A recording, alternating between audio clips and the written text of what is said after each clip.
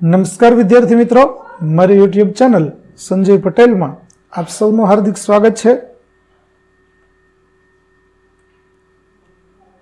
મિત્રો, આજના વિડીયોની અંદર આપણે ધોરણ 6 વિષય છે ગુજરાતી, જેનો પાઠ 14મો, જેનું નામ છે એક ઈડરનો વાણિયો. આ પાઠના સ્વ અધ્યયન પોથીના પ્રશ્નો અને તેના જવાબો વિશે શીખવાના છીએ. વિદ્યાર્થી મિત્રો, જો તમે મારી ચેનલમાં નવા હોય તો મારી ચેનલને જરૂરથી સબસ્ક્રાઇબ કરો. વિડીયો સારો લાગે તો લાઇક કરો, શેર કરો અને બેલ નોટિફિકેશન ઓન કરો, જેથી મારા આગળના નવા વિડીયો પણ આપને મળતા રહે. તેમજ વિદ્યાર્થી મિત્રો, આ પાઠની PDF જોવા માટે પ્લે સ્ટોરમાંથી અમારી એપ્લિકેશન વિશ્વગુરુ STD 1-12 ગુજરાતી ડાઉનલોડ કરી તમારા મોબાઈલમાં ઇન્સ્ટોલ કરો. જે તમે શરૂ કરશો તો તમને આ પ્રકારે જોવા મળશે, જેમાં સ્વ અધ્યયન પોથીની અંદર ધોરણ બતાવશે, ધોરણ પસંદ કરશો એટલે વિષય બતાવશે, વિષય પસંદ કરશો એટલે પાઠનું નામ બતાવશે. જેમાં તમે વિડીયો ઉપર ક્લિક કરશો તો વિડીયો જોવા મળશે અને PDF ઉપર ક્લિક કરશો તો તમને PDF જોવા મળશે. તો આશા રાખું છું અમારી એપ્લિકેશન આપ સૌને ગમશે. જરૂર ડાઉનલોડ કરજો, જે એકદમ ફ્રી છે. કોઈ પણ પ્રકારના ચાર્જ વગર તમે વિડીયો અને PDF જોઈ શકશો. તો ચાલો મિત્રો, હવે આપણે શરૂ કરીએ પાઠ 14, એક ઈડરનો વાણિયો. પ્રશ્ન 1 છે, પ્રાસયુક્ત શબ્દો લખો. જેમ કે નામ તો ગામ, કામ, દામ અને રામ. બાર તો વાર, તાર, પાર અને હાર. સબોસબ તો ટપોટપ, છલોછલ, ધબોધબ, ફટોફટ. ઘાવ તો વાવ, ભાવ, દાવ અને તાવ. જંગ તો રંગ, સંગ, ભંગ અને અંગ. ત્યાર પછી પ્રશ્ન 2, વાક્યમાં વાંચી લીટી દોરેલા શબ્દોનો અર્થ લખો. જેમાં પેલું છે, નેહા રોનિકાની વાટ જોતી હતી. જેમાં વાટ એટલે રાહ જોવી થશે. બીજું, દીવાની વાટ ઝળહળતી હતી. જેમાં વાટ એટલે દીવો પ્રગટાવવા માટેનો દોરો થશે. ત્રીજું, દિવાળીનો તહેવાર આવતા રત્ન કલાકારોએ વતનની વાટ પકડી. જેમાં વાટ એટલે રસ્તો કે માર્ગ થશે. ત્યાર પછી ચોથું છે, શેરપાએ હિંમત અને ધીરજ ધરી એવરેસ્ટ સર કર્યો. જેમાં ધરી એટલે ધારણ કરી. અને પાંચમું છે, પૃથ્વી પોતાની ધરી પર પરિભ્રમણ કરે છે. જેમાં ધરી એટલે થશે અક્ષ અથવા તો પાયો. ત્યાર પછી છઠ્ઠું, હું નહીં એકલો હવે બતાવું રંગ. જેમાં રંગ એટલે થશે પ્રભાવ. અને ભારતે ક્રિકેટ વિશ્વકપ જીતી રંગ રાખ્યો. જેમાં રંગ એટલે પ્રતિષ્ઠા, લાજ રાખી. અને આઠમું છે, લાલ, પીળો અને વાદળી એ મુખ્ય રંગ છે. જેમાં રંગ એટલે થશે કલર. ત્યાર પછી પ્રશ્ન 3 છે, કોણ બોલે છે તે લખો. જેમાં પેલું વાક્ય છે, હું એકલો નથી, મારે 12 સાથી છે. તો આ વાક્ય ધૂળો બોલે છે. બીજું, આજે તારી પાસેનો બધો માલ આપી દે. ચોર બોલે છે. ત્રીજું, આ ધૂળો આવા દાવ ક્યાંથી શીખ્યો હશે. ચોર બોલે છે. ચોથું, મને એકલો ન સમજો, હવે હું મારી બહાદુરી બતાવું છું. ધૂળો બોલે છે.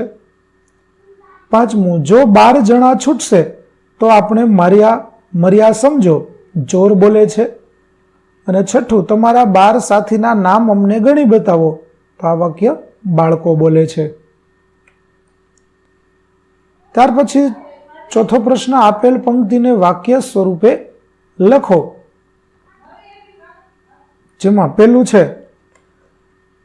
તેની પંક્તિ છે, નથી કદી હું એકલો, સાથી મારે 12. તો તેનું વાક્ય થશે, મારી સાથે તો 12 જણા છે, પછી મારે થોડું ડરવાનું હોય. બીજું, ખબરદાર, જે હોય તે આપી દે આ વાર. તેનું વાક્ય થશે, સાવધાન, તારી પાસે જે હોય તે બધું જ હમણાં ને હમણાં આપી દે. ત્રીજું, ચોરો ખીજ્યા, એમના ધૂળો ખાળે ઘાવ. તેનું વાક્ય થશે, ચોર પણ ખીજાઈને વિચારવા લાગ્યા કે આપણા બધા ઘા ચૂકાવી દે. ચોથું, એમ વિચારી બી ગયા નાઠા એકી સાથ. તો તેનું વાક્ય થશે, એવું વિચારીને ડરી ગયા અને એકી સાથે જીવ લઈને નાસી ગયા. 5મું, છેલ્લા સાથી બે ખરા, હિંમત અને વિશ્વાસ.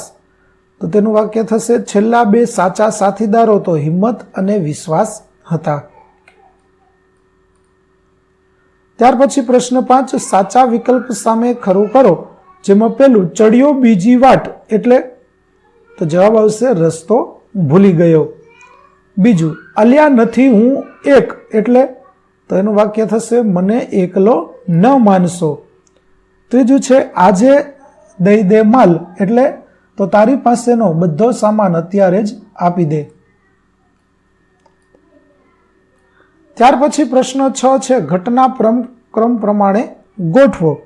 તો પહેલું વાક્ય આવશે, અંધારું થતા ધૂળો રસ્તો ભૂલ્યો. બીજું આવશે, ઝાડીમાંથી 4 ચોર નીકળ્યા. ત્રીજું આવશે, ચોરોએ ધૂળા પાસેનો સામાન માગ્યો. ચોથું આવશે, ધૂળાએ કોથળો વીંજ્યો. પાંચમું આવશે, ચોરો ડરીને નાઠા. અને છઠ્ઠું આવશે, ધૂળો જે તે ગામે પહોંચ્યો. ત્યાર પછી કોણ કેટલા તે કાવ્યને આધારે લખો. જેમ કે ચોર કેટલા, તો કે 4. હાથ કેટલા, તો કે 2. ધોળાના સાથી કેટલા હતા, તો કે 12. વજનિયા કેટલા હતા, તો કે 4. વિકરાળ ચોર કેટલા હતા, તો કે 2. અને કોથળા કેટલા હતા, તો કે 1. ત્યાર પછી પ્રશ્ન 8, નીચેના પ્રશ્નોના જવાબ લખો. જેમાં પહેલો પ્રશ્ન છે કે ધૂળો બીજી વાટે કેમ જઈ ચડ્યો. તો ધૂળો સમી સાંજે કોટડા ગામે જવા નીકળ્યો. ચાલતા ચાલતા રસ્તામાં અંધારું થવાથી એ રસ્તો ભૂલી ગયો અને બીજી વાટે ચડી ગયો. જંગલ વિસ્તારમાં ભૂલો પડી ગયો હોવાને લીધે એના મનમાં ચિંતા થઈ. બીજું, ધૂળાએ મનમાં શું વિચાર કર્યો. તો ધૂળો મનમાં વિચારવા લાગ્યો કે હું ક્યારેય એકલો હોતો નથી, મારી સાથે તો 12 જણા છે, પછી મારે શા માટે ડરવાનું હોય. ત્યાર પછી ત્રીજો પ્રશ્ન છે, ધૂળાએ સી રીતે ચોરો સામે બાથ ભીડી. તો ધૂળો મનોમન ચેતીને કૂદી પડ્યો અને કાટલાનો ભરેલો કોથળો સબોસબ વીંજવા માંડ્યો. ચોરોને એ કાટલા ધબોધબ વાગવા લાગ્યા. ત્યાર પછી ચોર સાથી નાઠા. તો ધૂળો સબોસબ કાટલાનો કોથળો વીંજવા લાગ્યો અને કહેવા લાગ્યો કે હું એકલો નથી, મારે 12 સાથી છે. આ સાંભળી ચોરોએ વિચાર કર્યો કે જો એકમાં આટલું જોર હોય તો 12 જણા છૂટશે તો આપણી તો ઘોર ખોદાઈ જશે. એવું વિચારીને ચોર એકી સાથે નાઠા. પાંચમું છે, ધૂળાના કયા 2 સાથી મહત્વના છે અને કેમ. તો ધૂળાના 2 મહત્વના સાથી હિંમત અને વિશ્વાસ છે, કારણ કે એ બંનેના કારણે જ તે એકલો હોવા છતાં ચોરો સામે ઊભો રહીને તેનો સામનો કરી શક્યો. ત્યાર પછી પ્રશ્ન 9, રેખાંકિત શબ્દને લાગુ પડતો શબ્દ કૌંસમાંથી શોધીને લખો. જેમ કે ગિરનાર ગુજરાતનો ઊંચો પર્વત છે, તો ગિરનાર વ્યક્તિવાચક સંજ્ઞા થશે. બીજું, નર્મદા ગુજરાતની મોટી નદી છે, તો નર્મદા વ્યક્તિવાચક સંજ્ઞા થશે. ત્રીજું, બોરડી પર બોરના ઝુમખા હતા, જેમાં ઝુમખા સમૂહવાચક સંજ્ઞા થશે. ચોથું, સોનું કિંમતી ધાતુ છે, જેમાં સોનું એ દ્રવ્યવાચક સંજ્ઞા થશે. પાંચમું, વાંદરાનું ટોળું હુપાહુપ કરતું આવ્યું, જેમાં ટોળું એ સમૂહવાચક સંજ્ઞા થશે. છઠ્ઠું, પતંગની દોરીથી ઘાયલ પક્ષીને જોઈ દક્ષને દયા આવી, જેમાં દયા એ ભાવવાચક સંજ્ઞા થશે. ત્યાર પછી પ્રશ્ન 10 છે, અધૂરી વાર્તા પૂર્ણ કરો. ચાલો આપણે અધૂરી વાર્તાને પૂરી કરીએ. 2 છોકરા હતા, બંને વાતોએ ચડ્યા. બંનેને આકાશમાં જવાનો વિચાર આવ્યો. એક દિવસ તેઓએ ગામના બુદ્ધિશાળી કાકાને પોતાની ઈચ્છા કહી. કાકાએ તેમને વિમાન, રોકેટ અને વૈજ્ઞાનિકોની વાતો સમજાવી. છોકરાઓને સમજાયું કે આકાશમાં જવું એ રમૂજની વાત નથી, મહેનત અને અભ્યાસ જરૂરી છે. તેથી બંનેએ મન લગાવી અભ્યાસ કરવાનું નક્કી કર્યું. વર્ષો પછી એક પાયલોટ બન્યો અને બીજો વૈજ્ઞાનિક. આ રીતે સપનાને સાચા માર્ગે પૂરું કરી તેઓ આકાશને સ્પર્શી શક્યા.